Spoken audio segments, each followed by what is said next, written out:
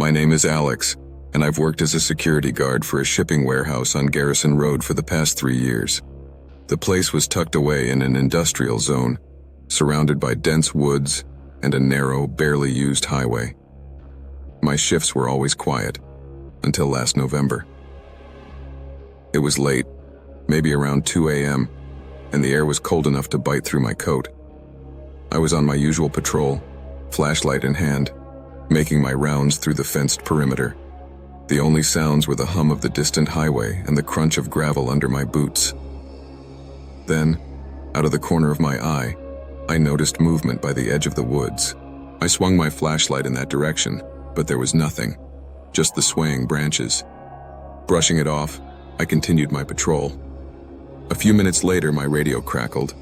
It was David, the new guy. He was stationed inside the building, watching the cameras. "Alex, do you see someone near the loading dock?" His voice had an edge of panic. "No," I replied, sweeping my flashlight over the loading bay. "No one's here." David didn't respond. The radio hissed static and a strange silence settled over the lot. I was about to call him back when I heard it. Footsteps behind me, quick and uneven. I turned just in time to see a man standing only a few feet away, staring at me with wide, unblinking eyes. He was filthy, with hair matted to his face and clothes torn and stained. He held a rusted, old knife. "Hey man," I said, trying to keep my voice steady. "This is private property." The man's mouth twitched, and he took a step closer. Before I could react, he bolted past me toward the building. My heart raced as I chased after him, yelling into my radio, "David, lock the doors. Someone's here." But by the time I reached the entrance, it was too late. The main door was wide open, and I could hear David shouting from the security room. I rushed inside, adrenaline pounding in my ears. The hallway lights flickered, and shadows danced on the walls as I made my way toward the noise. I burst into the security room and froze. David was on the floor, clutching his side, blood seeping through his uniform. The man stood over him, eyes locked on mine, the knife dripping red. Without thinking, I grabbed a metal chair and swung it at him. He stumbled backward, eyes wild with a mix of rage and fear, then ran down the hall and out the emergency exit. I dropped to the floor next to David, who gasped out, "He came out of nowhere, watching the cameras. I saw him. He was waiting." The police arrived within minutes, scouring the area, but the man was never found. David survived, but he never returned to work.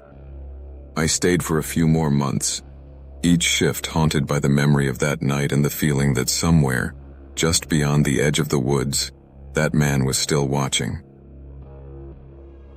Number 2.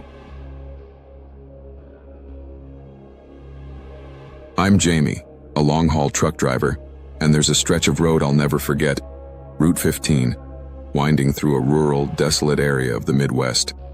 It was my usual route for late-night deliveries, isolated and lined with miles of cornfields and the occasional abandoned barn. Most nights were uneventful, but one left a scar I can't shake. It was 1 a.m., and I was halfway through my shift. The radio played softly, the only sound breaking the silence of the empty road. Then I saw it.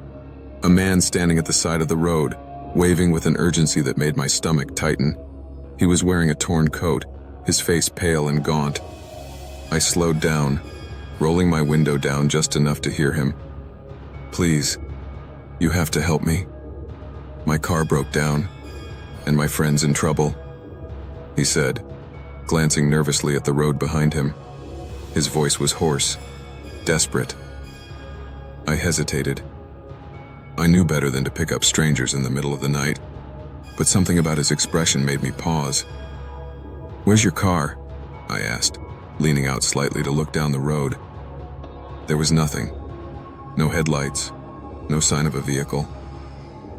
The man's eyes shifted, and for a split second, I thought I saw a flicker of something cold in his expression. Before I could react, he lunged at the door handle.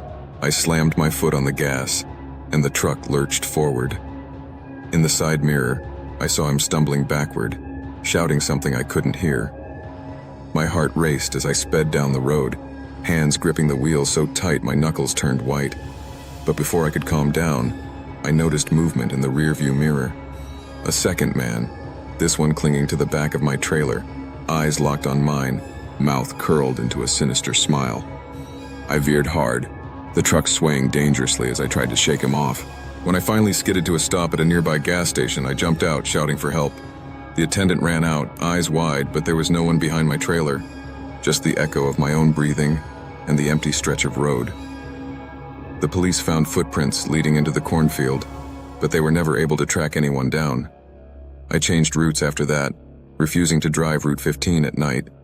But sometimes, I hear stories from other drivers about a man waving for help and another hitching a ride, both disappearing before anyone can get a closer look.